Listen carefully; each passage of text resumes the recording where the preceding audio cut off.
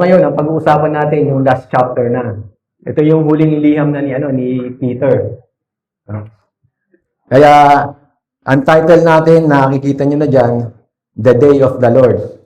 So, maraming pwedeng i-title dito sa chapter na to.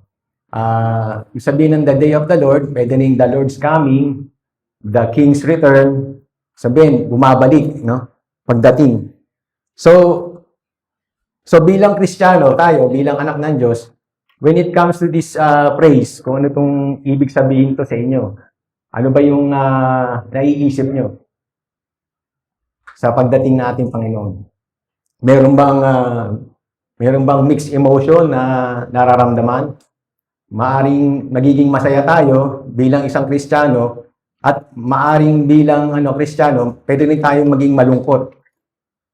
O, paano yun magiging malungkot? Kasi bilang Kristiyano, isang Kristiyano, makikita natin pagka tayo isang lubos na nakakilala sa Panginoon, nagiging malungkot tayo pag ganito yung darating na araw. Tapos yung ating mga mahal sa buhay or kaibigan, kapitbahay, katrabaho, minsan yung mga kaklasmate natin na alam natin na hindi sila nakakilala sa Panginoon. So, alam natin kung ano yung sasapitin nila.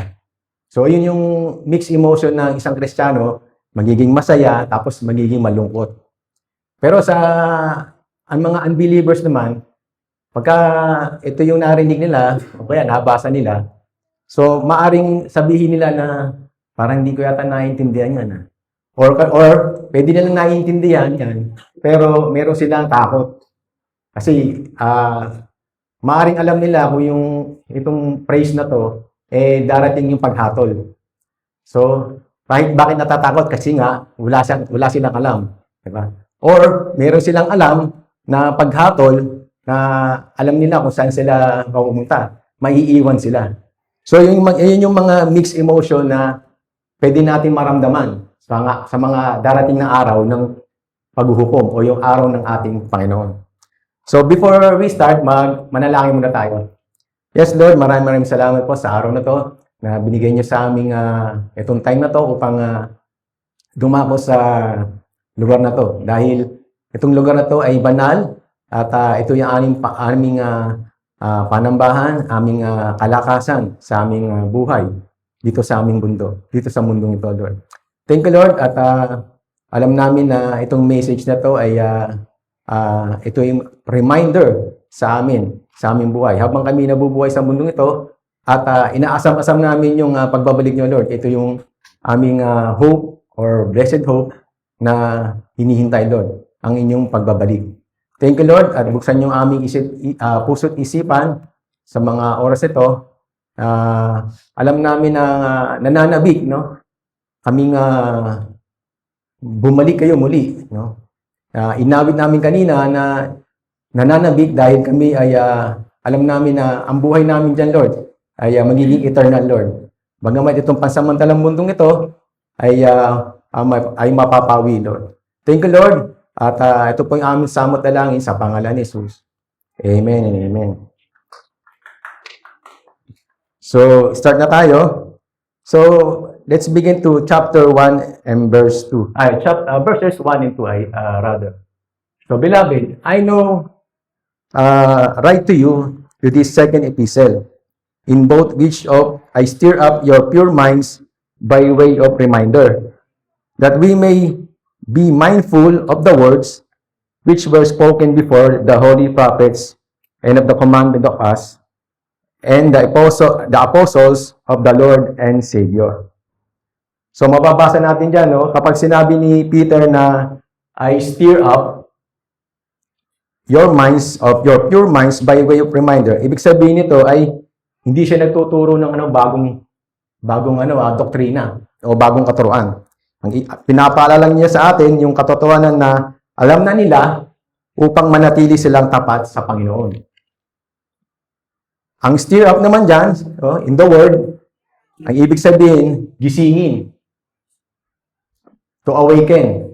Maaga pa lang, baka may natutulog na. No? Baka sa sobrang nakaing almusal, bilang makatulog. So, ibig sabihin ng stir up ay pasiglahin o muling buhayin ang kanilang pag-iisip at pananampalataya. And then, ang sabi naman dyan sa Pure Minds, naka-red, ano siya dyan, ay tumutukoy sa malinis at tapat at taus-pusong pag-iisip na nakatuon sa katotohanan ng Diyos. So, madaling sinasabi ni Peter, pinapanahanan ko kayo. Nire-remind ko kayo upang manatiling matatag ang ating pananampalataya. Hindi ninyo makalimutan ang katotohanan itinuro sa inyo. Sabihin, ang isang tao kasi makakalimutin. Agree ba kayo doon? Yung sasalita ko ngayon, baka bukas kalimutan nyo yung sinabi. Yung isang linggo, hindi nyo na alam yung topic. So, maganda yung nire-record, no? Yung ano to, para mababalikan. Kaya, it keeps reminding si Peter na lagi niyang pinapalahanan yung mga kanilang, yung mga nakikinig. Kasi nga, tayo nga, makakalimutin. Lalo na sa mga bagay-bagay, no? Yung mga maliliit na bagay, susi, yung mga anything na maliliit na bagay, madaling makalimutan. Diba?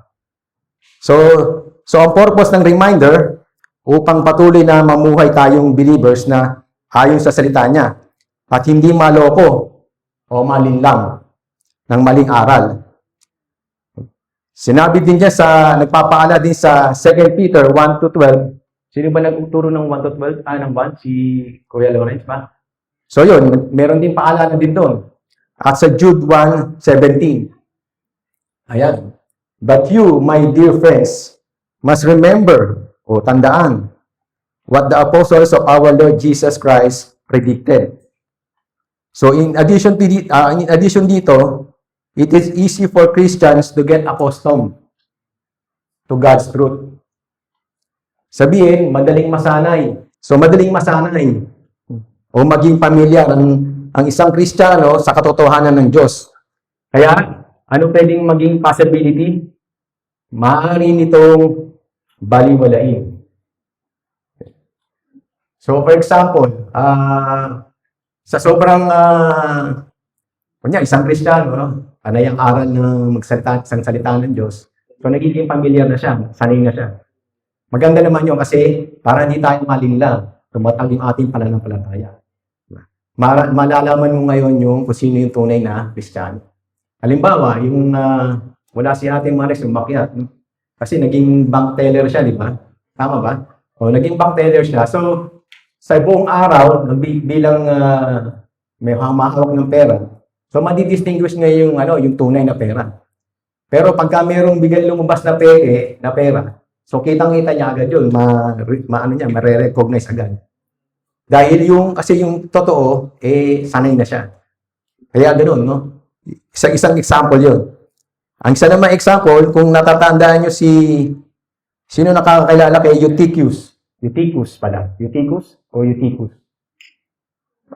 Yan yun, Ngayon, kaya nga pakikilala ko nga sa inyo. Naalala nyo si Peter na nagpipreach siya, sa isang bahay siya. Si Eutychus ay isang batang binata. So habang nagpipreach si Paul, kasi maghahating gabi na So si Eutychus, nandun sa tabi ng bintana. Nalalaman nyo na. Nakatulog. Tapos nung nakatulog, nahulog. Nung nahulog, bumaba yung mga manggagawa, Nakita nila, patay na. So si Paul, nagmadaling bumaba rin. Sabi niya, huwag kayong mag-alala. Huwag kayong maalarma. Niyakap niya yung binata. At tapos, siya yung muling nabuhay. Yung binata. So ano pinapakita doon ng Diyos, ng ating Panginoon? So God shows He has power over life and death. He used Paul to perform yung miracle na yun. Kasi it shows that yung Word of God is important. Imagine niyo, maghahating gabi, nagpipreach pa si Paul. Tayo rito, umaga nagsisimula, di ba? Tapos mamaya, wala na. So, hindi tayo naabot ng magdamagan. So, after nung nabuhay yung binaka, bumalik uli si Paul sa taas. Kasi nagkagulo nga. So, bumalik uli sa taas. At nagpatuloy magsalita. Hanggang sabi nga rito, hanggang madaling araw, until dawn. So, talagang, talagang puyatan. So, hindi, ibig sabihin dito na huwag tayong matulog. Diba? Kasi, nasa laman tayo, so kailangan nating matulog. Kaya siguro, nangyari ito kay Eutychus, hating gabi na, siguro, naglaro siya siguro ng Gorbax o kaya ng time crisis, kaya napuyat, no? Inantok, no? Kaya ganoon na nangyari. So, pinapakita rito na ibig sabihin na mali yung maging familiar na tayo sa God's truth. Sa halip, binabalaan tayo na tayo ay maging so familiar with God's word na he or she no longer appreciates yung katotohanan.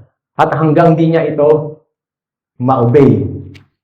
So, ang isang reason dito, kaya sinulat ni Peter yung 1 and 2, to remind them na yung katotohanan na alam na nila, so that those truth would continue o magpatuloy, no? Mahubog yung kanilang yung buhay. Instead, baka ito ay maging babaliwala. Naintindihan nyo? Kasi sa sobrang familiar natin sa God's word, siguro, alam mo namang darating ang Panginoon, hindi po siguro darating yan. Yung tinuturo ni Pastor, every Sunday, alam ko na yan. Laging ako nagbabasa eh. So, nagiging familiar na tayo. Hanggang sa hindi mo na siya ma-appreciate. Nababaliwala tuloy. So, yun ang ibig sabihin ni Paul dito. So, the word spoken by the holy prophets, sabi doon kanina. Wala na eh. It refers to, ito yung mga Old Testament prophets, katulad nila Isaiah, nila Daniel, nila Zechariah, no? Ni Elijah, na ito yung message na unang panahon pala na sinabi na rin nila. So, the commandment of us, sabi dyan, of the Lord Savior through apostles, ito naman yung mga teachings ni Jesus na na-deliver niya sa mga apostol niya. So, bakit mahalaga o importante ito?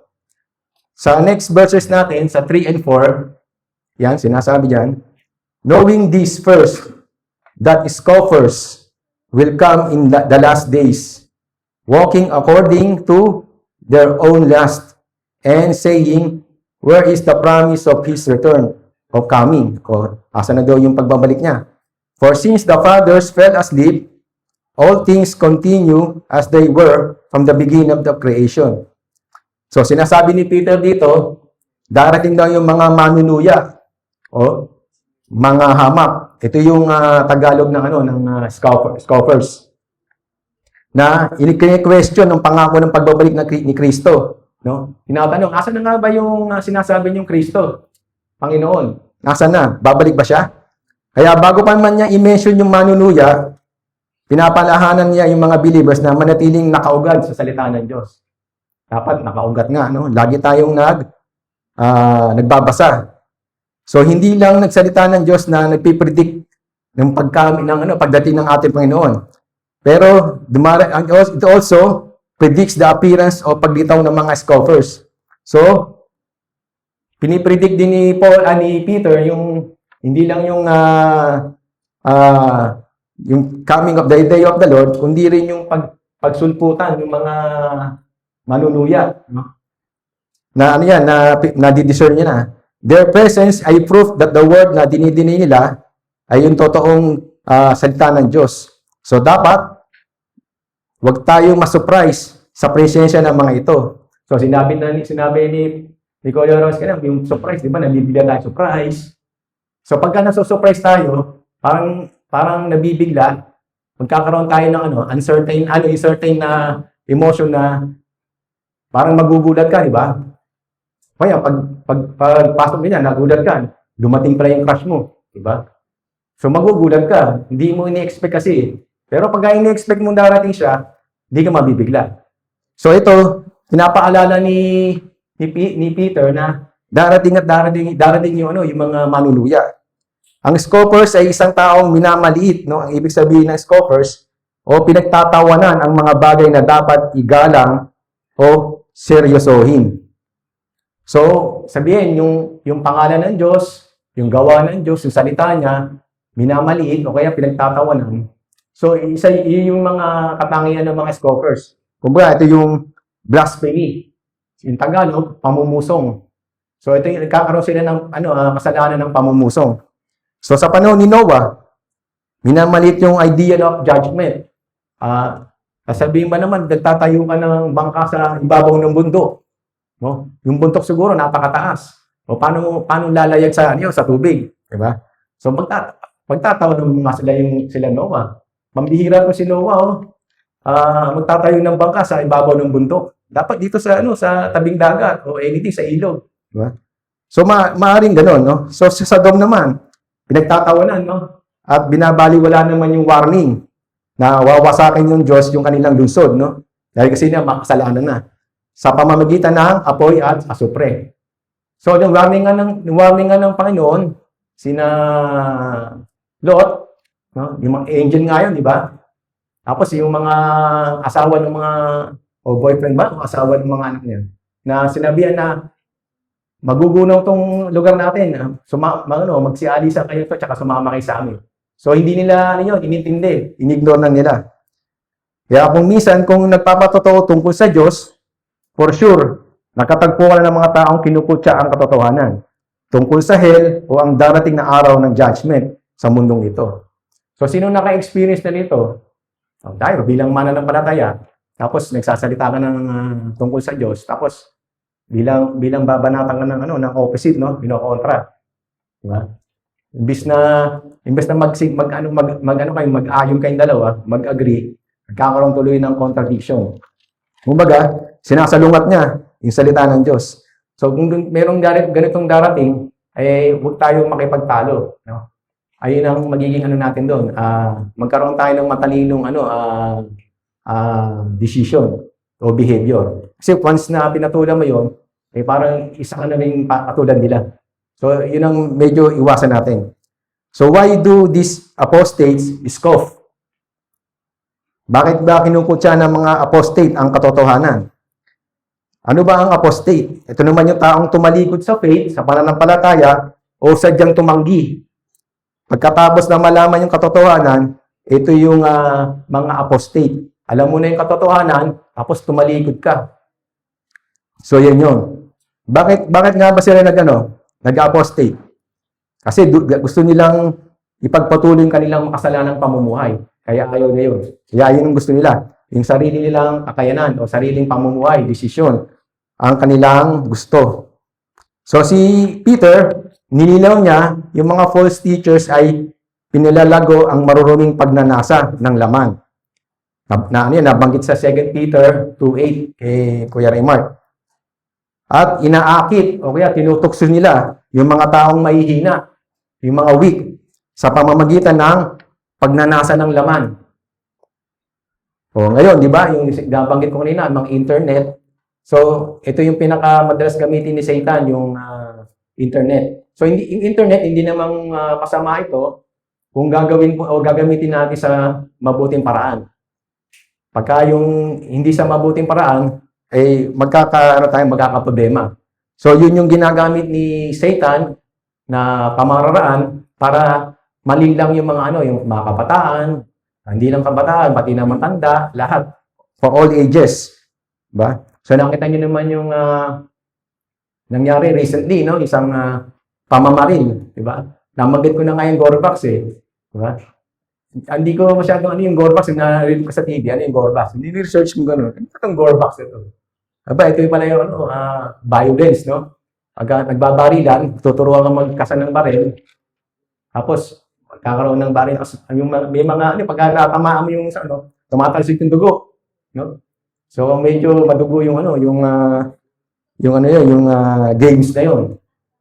Kaya nga, narinig ko rin, sabi nga kung sino yung na-create nito, pinapapunta doon sa Senado. Pinagpaano, para siguro baka i-ban na. Kasi nga, nagkakaroon ng epekto sa kabataan. No? So, yun pala yun, no? Gorbax. Hindi ko masyadong mag-gets Pero yun, alam ko na. At alam nyo na rin. Kaya kung ang lifestyle mo ay sumasalungat sa Word of God, you must either change your lifestyle or change the Word of God. Pinipili ng apostate, yung mga apostate, pinipili nila na yung huling paraan. Ano ba yung huling paraan? Kaya naman kinukutya nila ang aral tungkol sa judgment ng Diyos at muling pagbabalik. Yung binanggit ko kanina, change the Word of God, ay hindi ibig sabihin na literal, no? Na babaguhin ng tao na salita ng Diyos. Ang ibig sabihin nito ay binabaluktot o tinutwist o binibigyan ng maling kahulugan yung salita ng Diyos upang umayon ito sa kanilang lifestyle o kanilang desire, o kanilang kagustuhan. Kaya papalitan nila yung word, no? Binabaluktot. Will come in the last days. Yeah. Ito yung sense na the last days nag-start yan nung pumanik ang ating Panginoon, no? Ascension sa heaven. Simula noon, hindi tayo nagmadaling sabihin na dumating na agad ang katapusan ng lahat ng mga bagay. Pero mamuhay tayo ng laging handa, parang Boy Scout, na parang bang nasa gilid tayo ng katuparan ng lahat ng mga bagay at anumang oras.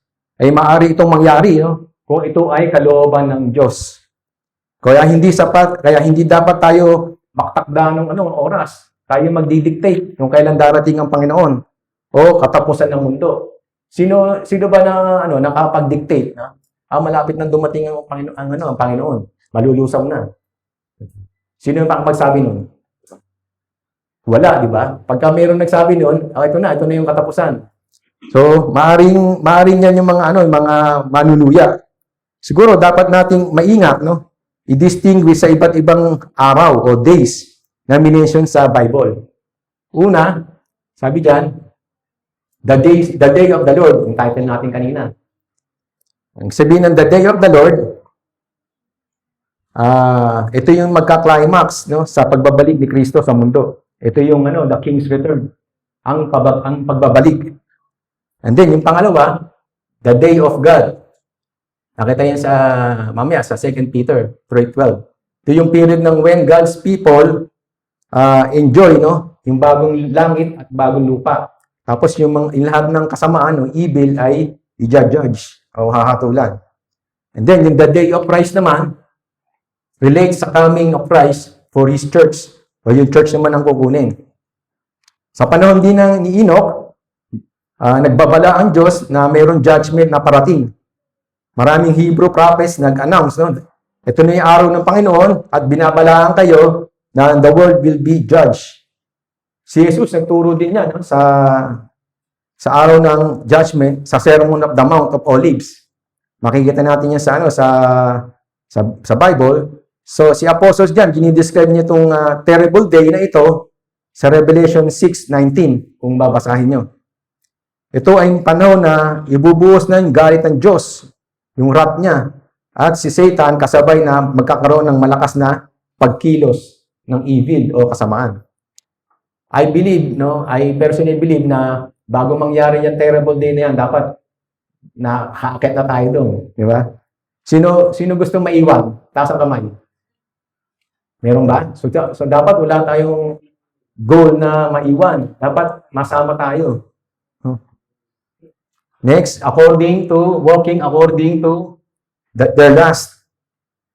Dito, pinare-remind sa atin yung mga scoffers o yung manunuya ay hindi lang merong intellectual problem o yung merong sa Diyos, no?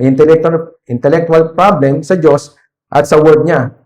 Kitang-kita na rin yung problema nila na yung moralidad, no? Ayaw din kasi nilang kilalanin yung Diyos na si Jesus ay sa kanilang buhay.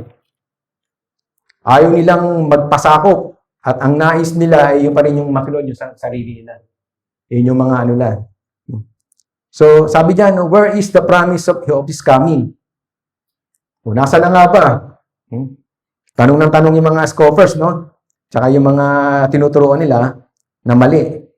All things continue as they were from the beginning of creation. So, yung verse na yan ay tumutukoy na naman doon sa mga scoffers, no? Parang bida-bida yung mga scoffers dito, So, sinasabi niya, asan na yung pangako ng pagbabalik, no? 2,000 years ago na, tapos wala pa rin. Nangamatay na nga yung mga ninuno namin, Wala pa rin, no? So, ang argument dito ay uniformity of the world. Sabihin, ito yung idea ng mundo ay tila hindi nagbabago ang kalagayan. Kaya magtatanong sila, asan yung pagbabalik? Sa tingin namin, wala namang naiiba din sa mundo ngayon paligid natin. Wala nangyayari. No? So, yun yung impression nila. Walang nangyayaring sakuna o malawakang pinsala na naganap noon. So, iniisip nila na hindi mangyayari ang sinabi ng Diyos. No? So, walang dahilan na maniwala sila na ito yung mangyayari in the future. Wala nga kasing nangyayari. Diba? So, kaya ang warning ni Peter sa mga believers, sabi niya, una, huwag kayong maniwala sa ganitong pag-iisip. No? Ang delay, next, o pagkaantala ay di ibig sabihin, hindi totoo ang pangako ng Diyos. So, 2,000 years na, di ba? Naantala. Buruin mo yung taon na yun, ang dami. Marami nang nangamatay, marami nang nabuhay, marami nang nangyari. Pero wala pa rin. No? Hindi pa rin dumarating ang ating Panginoon. So, ang susunod, ang Diyos ay may tamang oras at purpose sa kanyang plano. So, yan yung warning ni Peter sa mga mananampalataya. Verses 5 to 7 na tayo. So, they willfully forget, so sinasadyang kalimutan, that by the word of God, the heavens were old, and the earth standing out of water, and in the water, by which word that then existed perished, being flooded by water, by the heavens and the earth, which are now preserved by the same word, are preserved for fire until the day of judgment and perdition of ungodly men. So, paano china-challenge ni Peter dito? Yan. Ipinakitang mali, kulang ng konti. Pakitang mali, the foolish argument ng mass scholars. So, paano pinabudaanan ni Peter yan? Paano? Ang Diyos ay hindi basta pinakailaman ng kanyang creation. They argued, no? Nagtatalo sila. Ang pangako ng pagbabalik ng ating Panginoon ay hindi totoo. Sinasabi nila. Ang ginawa ni Peter was to remind them na kung ano yung ginawa ng Diyos nung nakalipas, ito yung proof na His works ay consistent. Mula noon hanggang ngayon. Consistent. So, ina-abuse nila, no? Ina-abuse nila yung manunuya, yung pagtitiis ng Diyos. Ipinipilit nila na dahil wala pa silang nakitang malawakang paghatol ng Diyos, hindi pa rin sila magkakaroon nito magkailanman. So, sinasadya nila kinakalimutan, no? Yung God's creation, tsaka judgment, na binuhos ng panahon ni Noah. So, meron dalawang binanggit si Noah, si Peter. Yung dalawang events in history upang ipakita yung importanteng katotohanan na dapat isinasa alang-alang. So, yung una, sabi niyan, the work of God at creation. So, makikita natin yan kanina sa 5, no? So, alam natin who created God, who created heavens and earth. Siyempre, ang word, no? Ang word of God. So, pamamagitan ng salita ng Diyos.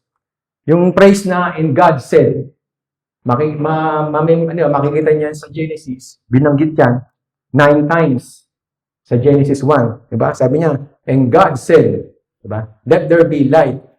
Nagkaroon ng light. Diba? Sabi niya, He commanded and it was done. Ang lahat na sinabi niya ay nangyari. No? 9 na beses yan. No? Pwede niyong tingnan kung 9 nga. Kung mali yung bilang ko. So, hindi lang creation, no? Made the word of God, word of God, kundi patuloy nitong sinusuportahan ng kanyang power o kapangyarihan.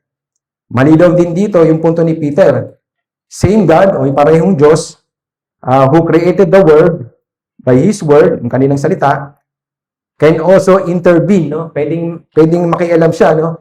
Sa kanyang mundo at gawin ang kahit anong gusto niya. Kasi siya nag-create, So, siya yung merong authority parang kumilos dito.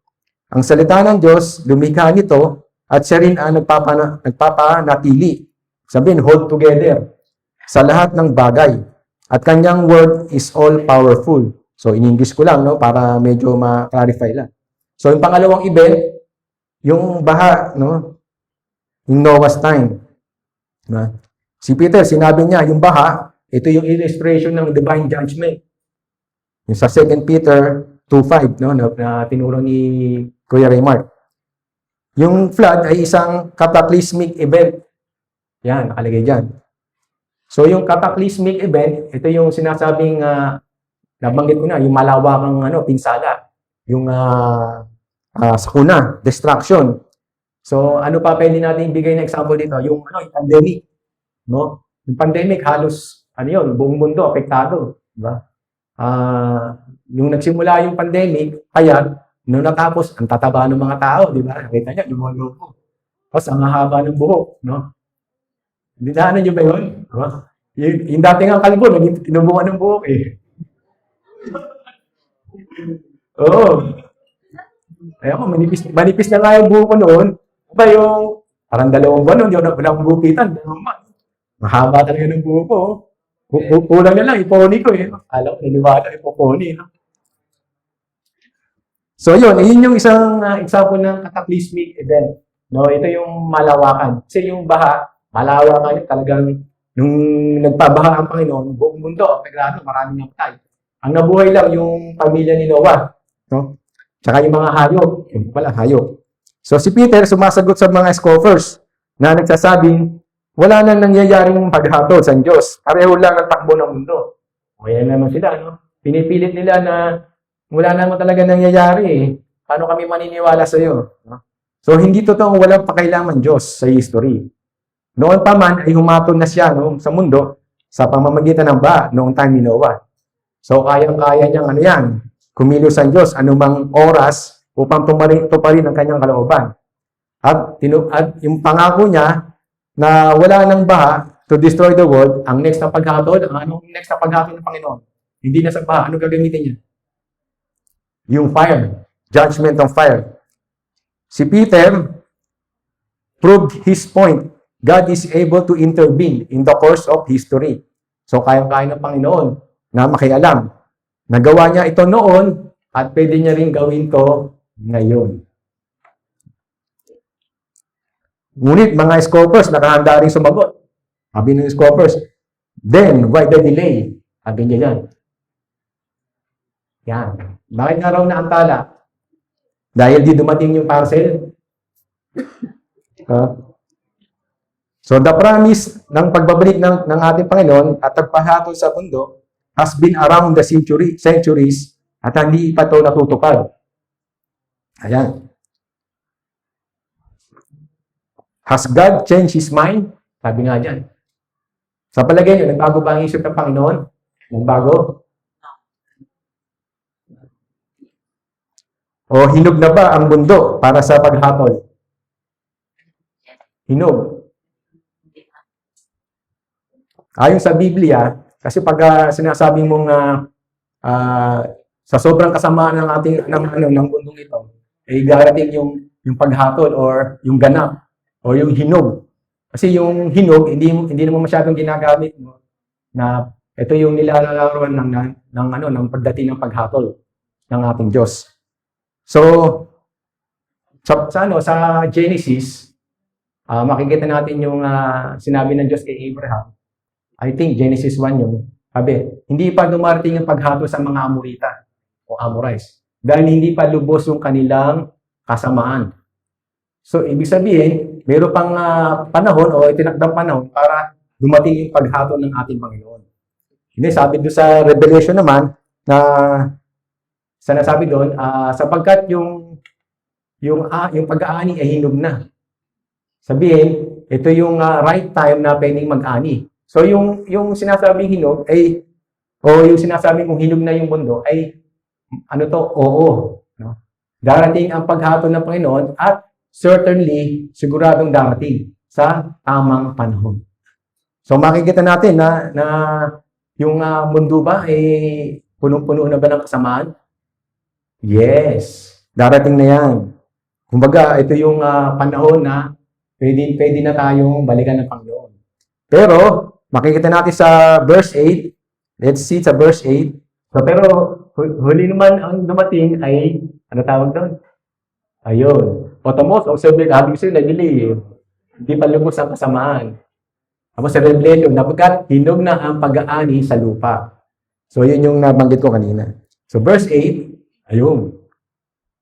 But you must forget this one thing, dear friends. A day is like 1,000 years to the Lord, and 1,000 years is like a day. So si Peter, kinote din yung idea to, galing din sa, sa Psalm 94. Kung babasahin yung 90, Psalm 94, 90, tapos verse 4, ganyan din yung halos yung ibig sabihin. Ang tila napakahabang panahon para sa Diyos, sa tao, ay maikling sandali lang para sa Diyos.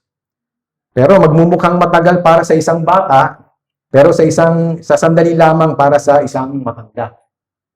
Ang lahat ng panahon ay parang walang halaga sa harapan ng Diyos. Dahil siya ay walang hanggan o eternity.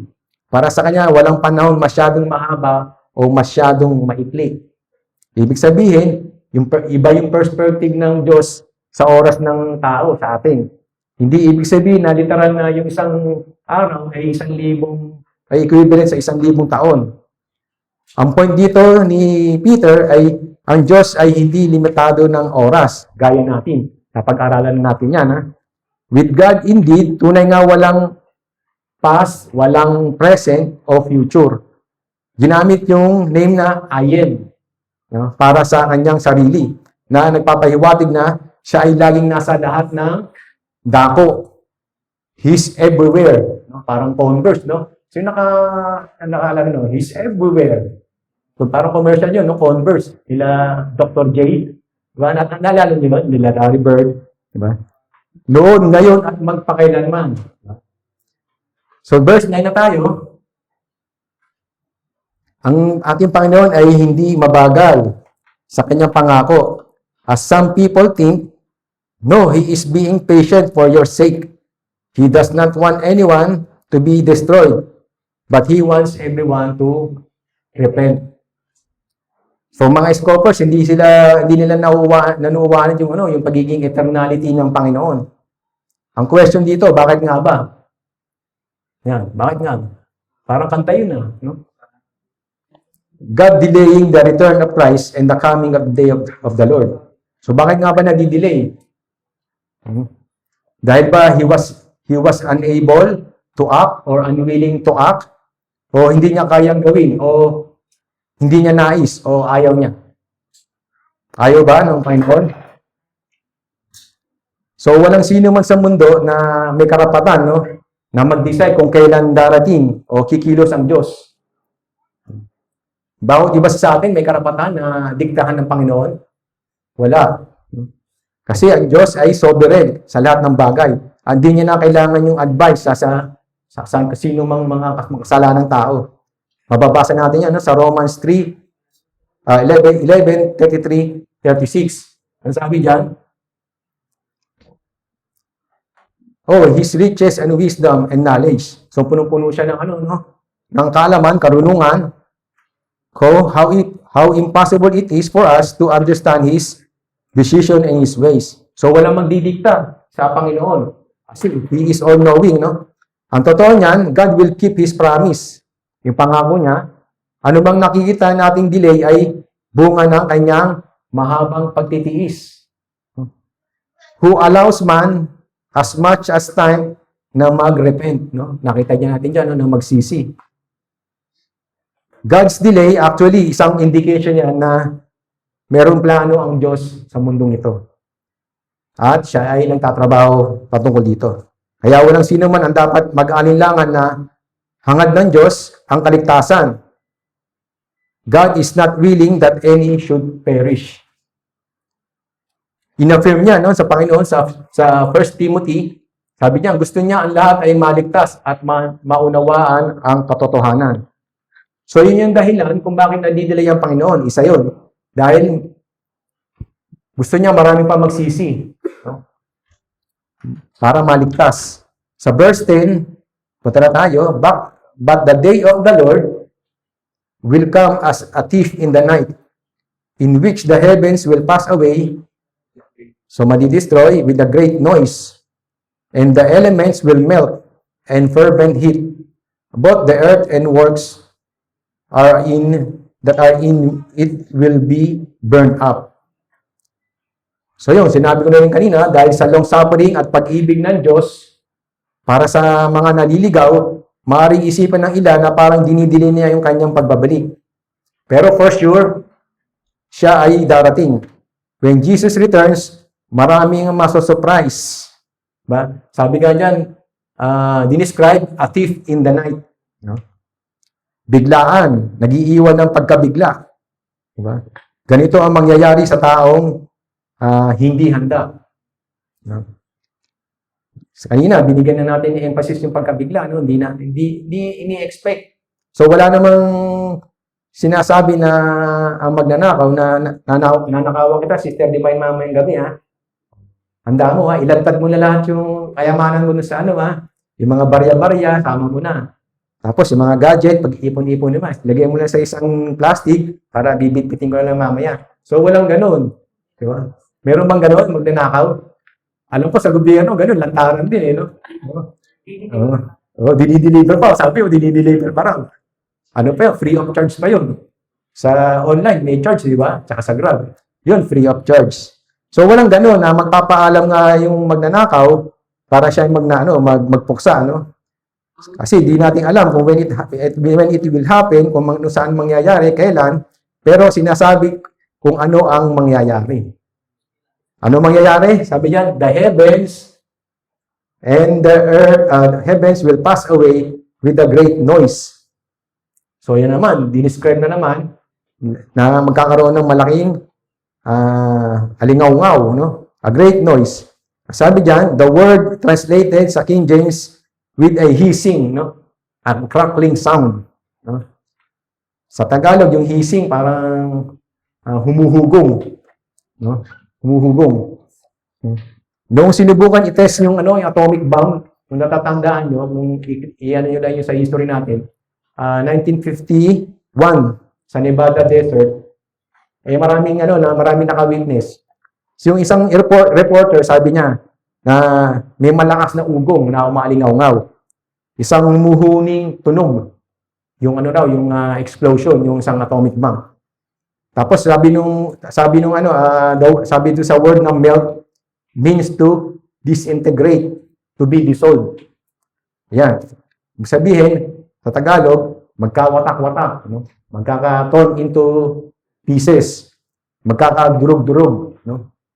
Tapos, madurog na, tapos magkakadurog-durog pa. Durog na nga, tapos magkakadurog-durog pa. No? Talagang, baka maging pino, no? Maging parang buhangin na lang. Ganyan, no, po ang mangyayari sa isang atomic bomb, sa atomic energy na maire-release, no? Sino nakakita nito ng example na atomic bomb na, parang may mushroom, malawakan yun. Yung sa Hiroshima, yung sa Japan, diba, nakikwento na ni Tatay Ed, diba, na walang nabuhay doon, kahit puno nga, wala, durog, no? Kaya makikita mo yung lugar noon, kailan ba naka-recover yung Japan na yun? Parang 20 years o 30 years bago naka-recover.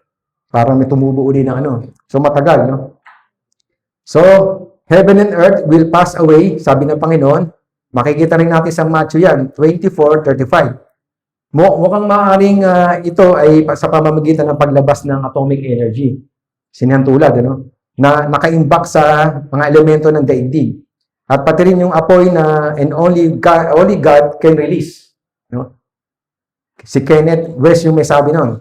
Maaaring i-destroy uli ng Diyos ang earth, gaya ng ginawa niya noon sa panahon ni Noah, pero sa ngayon, meron pa naman enough water, no, to drown the earth. Meron pa naman tayong mga tubig, no, para i-drown ng earth. Pero hindi pa sapat yung kasamaan ng mundo. Kaya may dahilan upang wasakin at hatulan ito.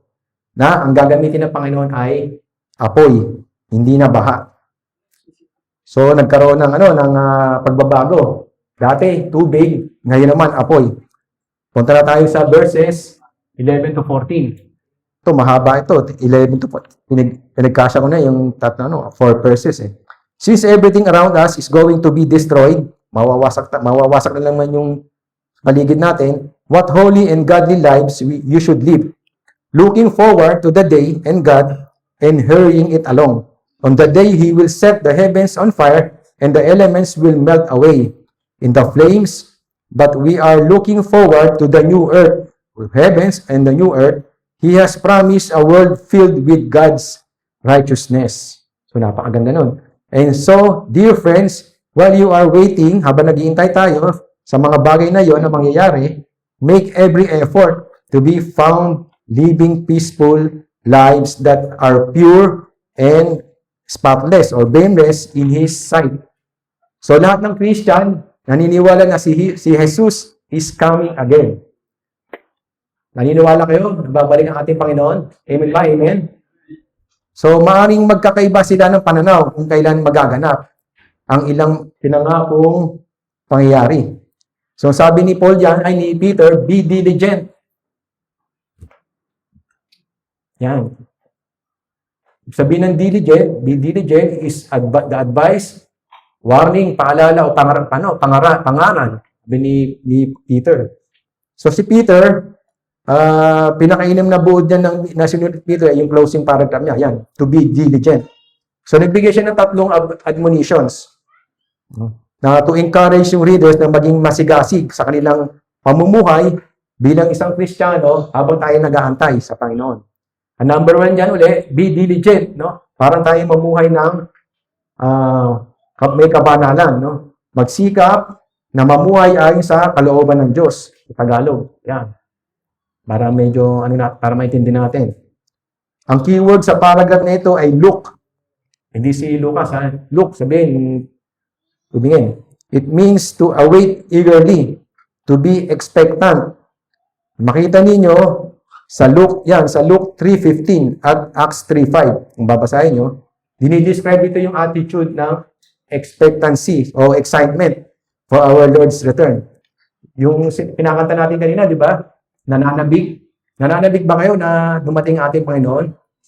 Siyempre, di ba? Kailangan yun. Dahil na-realize natin masisira rin yung mundong ito, we fix our hope. No? Hindi sa mga bagay sa mga mundong ito. Kasi nga, mawawasak eh. No? Kundi kay Jesus lamang.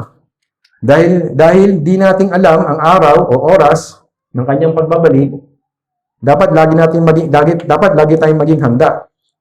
Naging isang believer, nagsimula yan na baliwalain, ano? Yung blessed hope. Titus 2:13. Kasi pag baliwala natin yan, yung ating blessed hope, yung pagbabalik ng ating Panginoon, ay unti-unti siya magkakaroon ng pusong nanlalamig. Magkakaroon siya ng worldly attitude, tsaka yung unfaithful life. Kung hindi siya maingat, maaari siyang makatulad ng mga scoffers, yung mga manunuya. Magiging kagaya na siya nun. Diba? At pagtatawanan yung promise ng pagbabalik ng ating Panginoon. Ang ating pananabik sa pagdating ng Panginoon ay dapat magkaroon ng epekto sa ating personal conduct. Kung sabihin, yung ating expectancy, yung ating pananabik, ay magkaroon tayo ng epekto, no, sa ating personal na conduct. Sa King James, the word translated manner, ayan, means exotic. Exotic. Di ba, pag exotic, sabihin, kakaiba. No? Out of this world.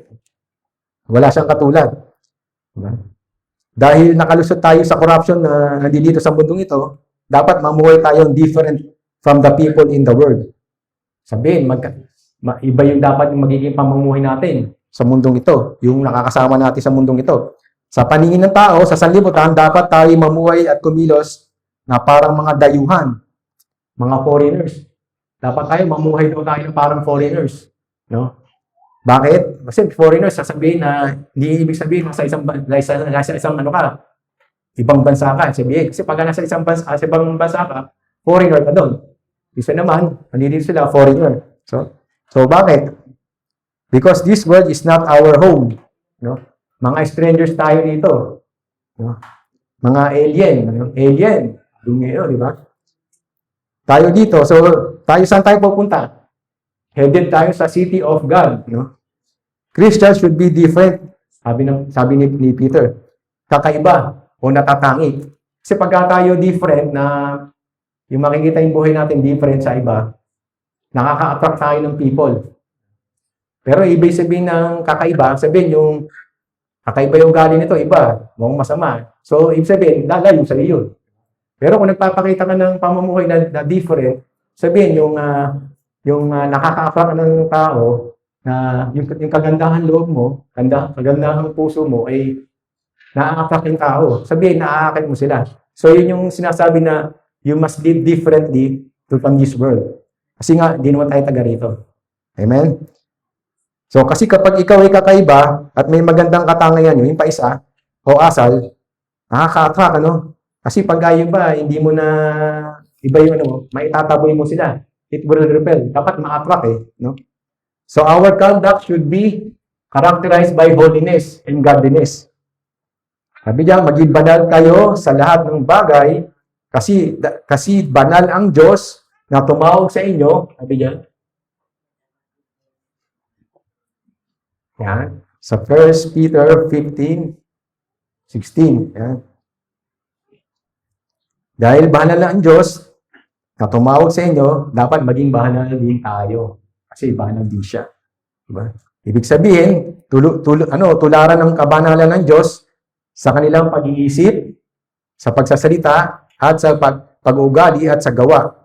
So, yun yung ini-encourage ni Peter na yung ating conduct ay mag-characterize ng may kabanalan. So, looking forward to the day of God and hearing it alone. Si Peter, sinabi niya na dito na there is a sense na which can hasten. No? Sabi niya, hasten. The Lord's return is a remarkable na isipin na maaari pa lang tayong gumawa ng mga bagay na pwedeng makaapekto sa pagbabalik ng ating Panginoon. Diba? Sa mismong context ng verse, sinasabi ni Peter na maaari nating madaliin ang pagdating ng Panginoon by our holy conduct and godliness. Kaya yung salitang hasten dyan, sabi niya, madaliin, pabilisin. We can also hasten the Lord's coming through evangelism and prayer. Sabi yan. So, katulad nung life ni Daniel sa chapter 9, kung papaano hiniling ni Daniel sa Diyos na agarang katuparan ng prophecy tungkol sa pag-abili ng Israel. Kasi nabihag yung Israel Mas nakita ni Daniel through Jeremiah, yung hula ni Jeremiah, mabibihag na for 70 years.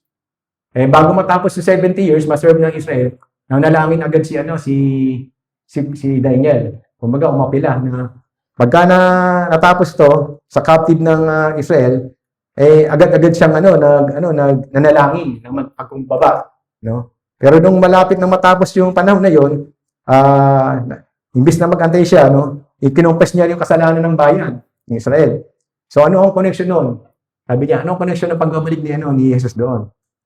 Yung mga Bible teachers, sabi yan, tulad ni Daniel, dapat ding mag-pray ang mga believers. Tapos, sabi niya, mamuhay ng banal. Tapos, i-preach ang gospel habang naghihintay sa pagbabalik ni Kristo. So, yun yung connection na pagbabalik ni Jesus. Yun yung parang sinet na example ni Daniel. Kasi, nakita ni Daniel na yung pagpe-pray nga niya, sinamay pa niya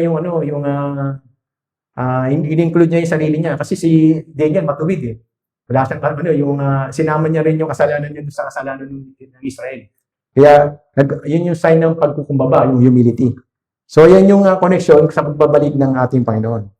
Next, He will set the heavens on fire and the elements will melt away in the flames. Ito, tinuturo ni Peter, ang mismong mga elemento na bumubuo sa mundo ay matutunaw. Ang langit at lupa ay kasalukuyan ay darating sa paghatol. So matutunaw, matinding init. Ibang pananaw ng scholar tungkol sa salitang elements.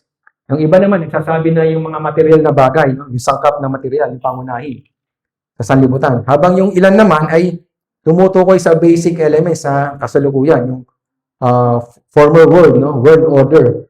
Ano mang pananaw, malinaw na message ni Peter na itong present world natin ay hindi permanent at papalitan ng bago, ng nilikha ng Diyos. God will genuinely make a new heavens and a new earth. So nasulat din ni Isaiah yan. Sabi ni Isaiah, for behold, I create new heavens and a new earth. The former shall not be remembered.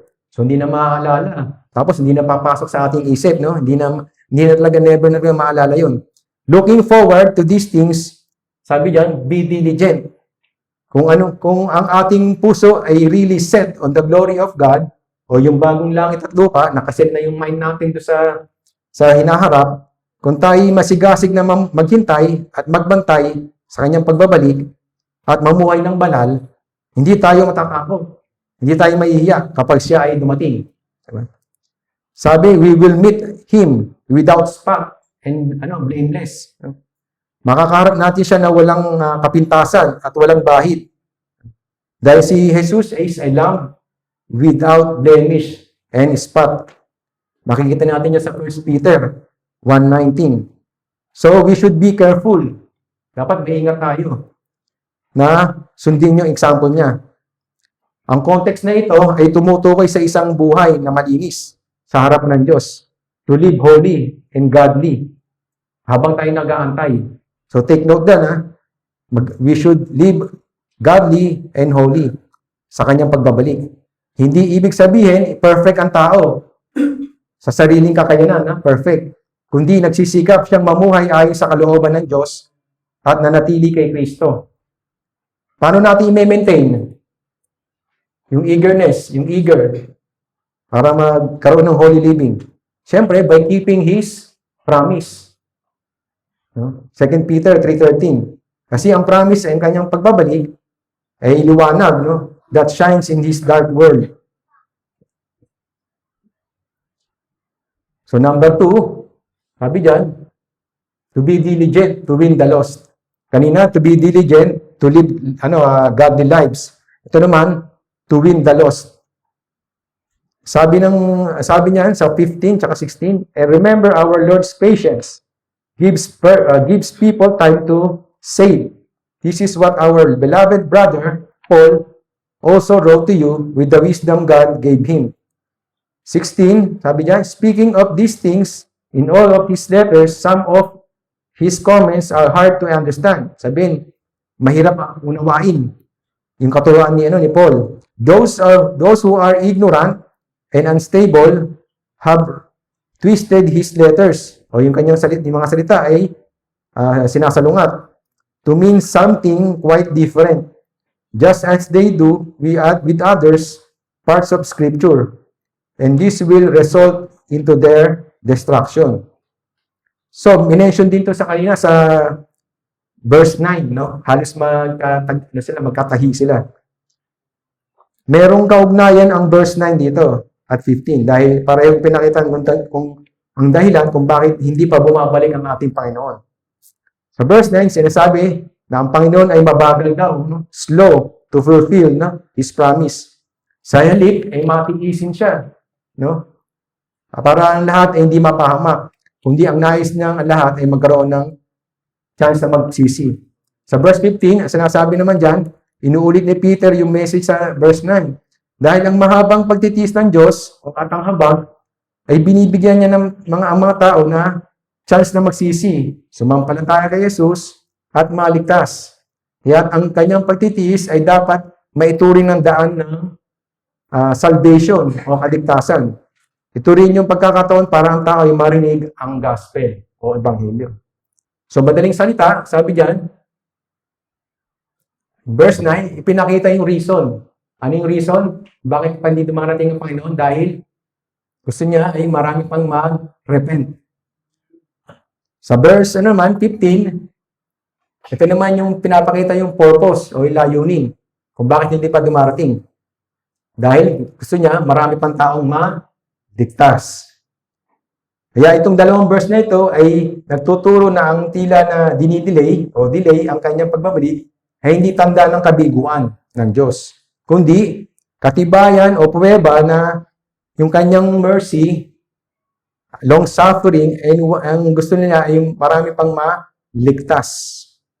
Kung babagalikan na natin yung umakyat si Jesus, di ba, sa langit, ito yung halos 2,000 years ago. Nang nakalipas. Ayon sa pananaw ng historian, ng Kristiyano at Kristiyano, si Jesus ay pinako sa krus, nabuhay, na muli, umakyat sa langit. So, kung kumpitin natin, ngayon? Higit kumulang after death, AD 3033. Ngayon, 2026 na. So, i-minus lang natin yung yung 33 to 2026. Ilan, kapit nyo? 2026 less 33. May calculator kayo? 1,996? O, 97. O, 1,000, tsaka 600 at 77. Tama ba? O, yan. O, estimate lang yun, ha? So, imagine niyo kung gaano katagal ng panahon ang lumipas. Ang dami ng taong nabuhay, namatay, nagdaang henerasyon, may mga tumanggap kay Jesus at tumanggi. Kaya kahit halos 2,000 years na lumipas sa pananaw ng tao, hindi ibig sabihin, nalimutan na ng Diyos yung yung kanyang promise. Isa lang ang ibig sabihin niyan, mahal na mahal tayo ng Diyos. Gusto tayo niyang maraming maligtas pa. Kaya sabihin mo sa tabi mo, kamusta ka sa Lord? Kamusta ka na? Nasasabi ka bang dumating ang parcel mo?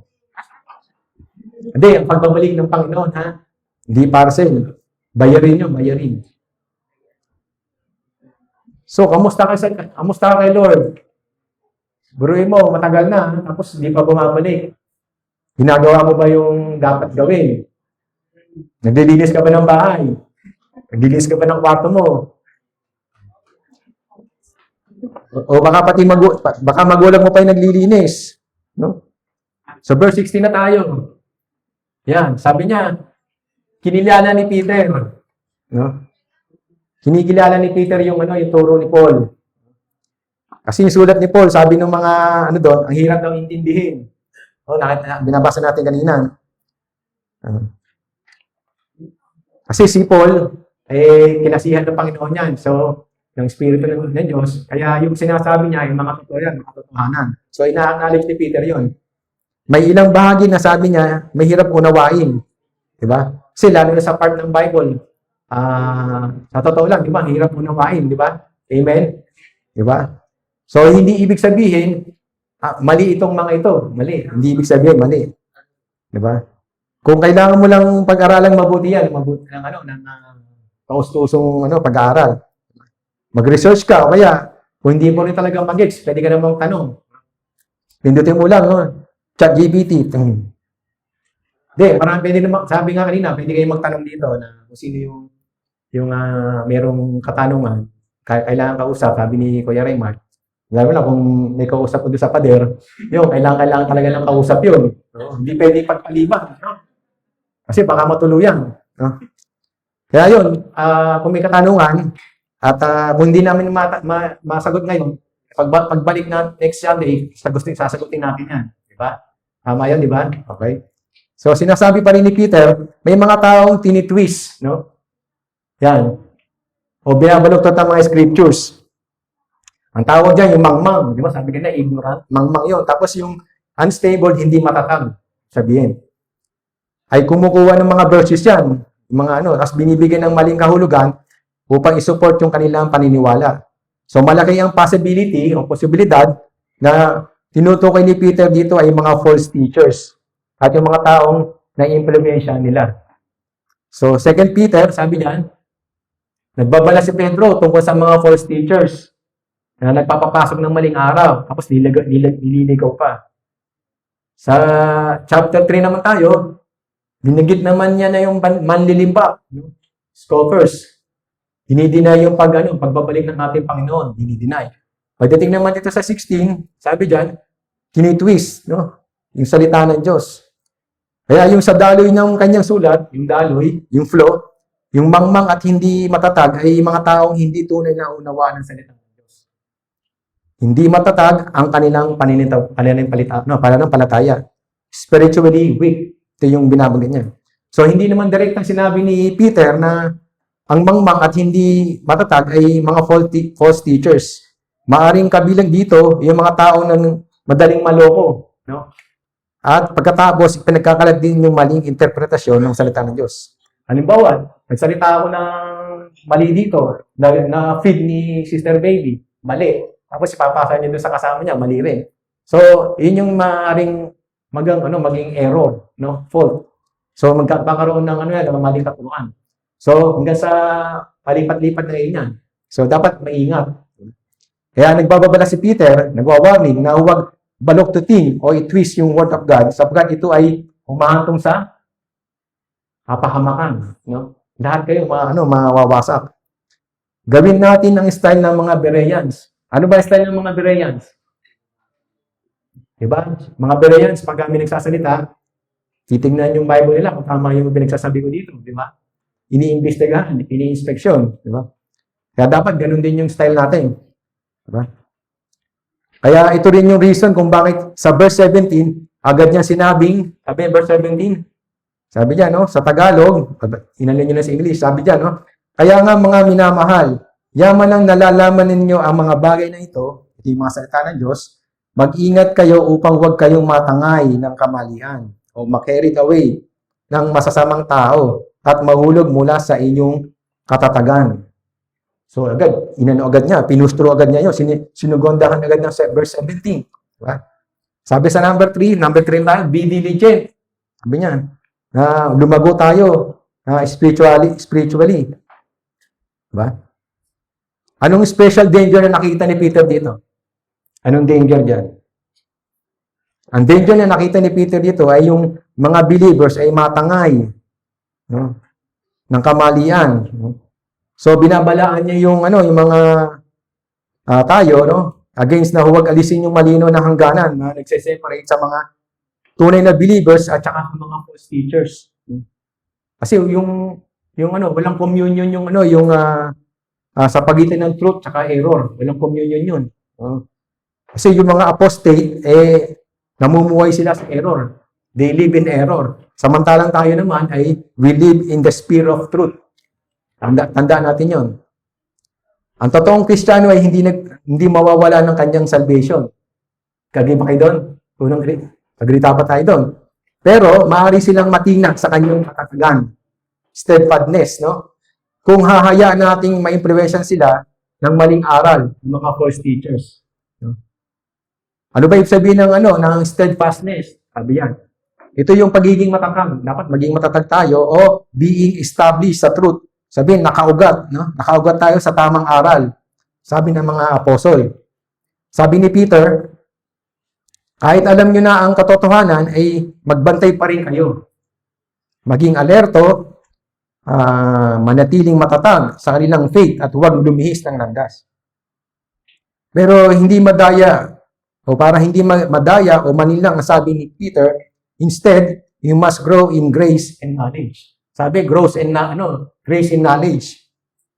So, we must grow grace in knowledge. May kinalaman ito sa Christian character traits.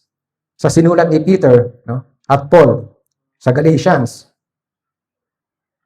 We were saved by grace, pero yung grace hindi lang doon natatapos. No? O pag natanggap mo na si Kristo, ang ating Panginoon, tapos na doon. So hindi pa doon tapos. Gusto ni Peter, lumalim pa tayo. Para yung karanasan natin ng biyaya ng Diyos, mas maging obedient tayo. Maging humble, maging katulad ni Kristo. At mamuhay sa umaasa sa grasya ng Diyos. Yun ang minumungkahi ni Peter. At sa huli, we must grow in knowledge. How easy it is to grow in knowledge, pero wala tayong grace. Madaling lumago sa kaalaman, di ba? Information, marami tayong ma-feed. Ngunit, hindi sa biyaya. Lahat tayo ay marami ng nalalaman tungkol sa Bible. Isa sa talagang isa na pamumuhay natin. Ito, nire-remind lang sa atin na pinapakita ng tunay na paglago ay hindi lamang sa pagdami ng kaalaman, kundi pagbabago ng buhay. Marami kang alam, tapos hindi mo naman sinasapamuhay. Bali, wala rin yun. Alam natin ang knowledge without grace is a terrible weapon. And grace without knowledge can be very shallow, mababaw at kulang sa matibay na pundasyon. Pero kung i-combine natin yung grace at knowledge, magkakaroon tayo ng marvelous tool para sa pagpapatibay ng buhay at ganoon din ang church. No? Magkakaroon, dapat i-combine natin yung grace and knowledge, dapat magkasama. Walang hiwalay. So, isa mga magandang illustration dito ay yung Ang ating Panginoon ay yung yung the parable of the 10 virgins, yung pagbabalik niya. So well, yung pagbabalik ng ating Panginoon ay ito yung pinaka best illustration, yung the parable of the 10 virgins. It represents God, yung si Jesus mismo, yung represent yung ating Panginoon, yung groom. Sino nakakalam ng 10 parable of the 10 virgins? Halos lahat yata, no? Si Iran, di mo alam? Alam mo. Sige, kwento mo nga. Hindi, ito yung pinaka-best illustration ng pagdating ng ating Panginoon. Na ang lesson dito ay maging handa tayo sa anumang oras. To be watchful. Hindi ibig sabihin na to be watchful, pupunta ka sa tuktok ng bundok, tapos tumingala ka, ay abangan mo yung pagbabalik ng Panginoon. Hindi po yung ganun. Ang sinasabi ni Peter dito ay yung maging stay awake ka lang. Stay awake and be alert. Diba? Naalala niyo yung sa 24 oras, di ba? Maging alerto. Diba? So tama naman yun, maging alerto. Kasi di ba, pag may bagyo, may sakuna, dapat maging alerto tayo. So ganun din yung pagbabalik ng ating Panginoon. Dapat maging stay awake. Hindi naman sabihin na huwag kayo matulog. No? Hindi ibig sabihin nun. Sabihin, mamuhay kayo ng may kabanalan at merong maka-Diyos. So, alam namang gayahin natin si Eutychus, no? Habang nag-preach si Paul, nakatulog na. Malamang siguro, alam niya na yung tinuturo ni Peter. Kaya, nakatulog na siya, no? Nahulog, no? At makikita natin yung gaano talaga ka-powerful ng ating Panginoon. Binuhay niya si Eutychus, no? Patay na yun. Third floor, patay na, no? Biruin niyo, binuhay ng Panginoon. Kasi nga, tao ni Lord yun eh. Kaya, ginamit niya si Paul para buhayin yun. So, how amazing na ang Panginoon ay talagang merong kapangyarihan sa life and death. He can bring life, He can bring death, di ba? So, ganun din yung sa parable of 10 virgins. Dapat maging handa tayo anytime. Kasi hindi natin alam yung oras, saka araw, na darating ang ating Panginoon. Amen ba? Kaya church, mga kapatid, dahil baga, seryosohin natin to, no? Kung inaakala mo na hindi pa sapat yung ginagawa mo, effort mo, ay magpatuloy lang tayo sa Panginoon. Kasi yan yung yan yung realidad, no? Maaring masabi mo na di pa darating ang Panginoon kasi wala pang sign. Hindi. Kailangan nga, sabi nga, yung sa foolish, yung 5 foolish, hindi sila nag-prepare eh. Ano nangyari? Sinara yung pinto.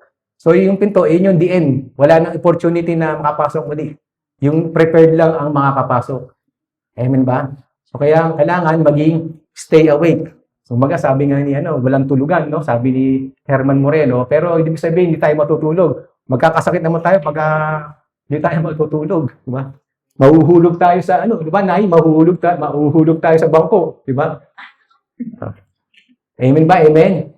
Sige, tayo po yung manalangin. Yes, Lord. Tayo na po tayo. Yes, Lord. Maraming salamat po sa umagang ito. Sa mga narinig naming yung mensahe na alam namin na malapit na kayong dumating. At bilang yung lingkod, Lord, pagpe-pray namin na tulungan niyo kami magsikap, maging tiyaga, maging diligent, na para po kayo maging handa sa inyong pagdarating. Alam namin hindi po biro yung paghatol dahil noon pa naman kaya niyo po dinidelay yung inyong pagbabalik dahil mahal na mahal niyo kami, Lord. Yung pagtitiis niyo na para kami ma-realize namin kung how good you are, how loving you are, Lord, ay alam namin na yung pagbabalik at mag-create kayo ng bagong heaven and earth, Lord, alam namin para sa amin, Lord. Dahil doon pa lang, Lord, ay tinakda nyo na yun, Lord. At alam namin na bawat isa sa amin dito na magsisikap sa araw na to, hindi lang itong araw na to na pagkatapos ito ay baliwala na kayo, Lord, kundi araw-araw, Lord, ay aming dadamahin, Lord. At pagsisikapan naming mamuhay ng may kabanalan at maka-Diyos habang kami nag-iintay sa inyong pagbabalik. Itaas na po nating mga kamay. Jesus the Lord, bless you and keep you. Let His face shine upon you and give us to you And let His joy, kindness, gentleness, love ay sumainyo sa pangalan ni Jesus. Lord, ito po ang aming samong dalangin. Laging pong patnubayan na kami, kayo lahat ng banal na Espiritu. I-bless kayo wholeheartedly, physically, spiritually, Lord, financially, Lord. I-bless nyo po pati yung mga trabaho, ano man yung mga issue sa aming mga health, Lord. Alam namin na kung ano may nararamdaman namin, Lord, you are our great healer, our great physician, Lord. Thank you, Lord, sa pangalan ng Jesus. Ito po ang aming samot dalangin. In Jesus' name, amen and amen.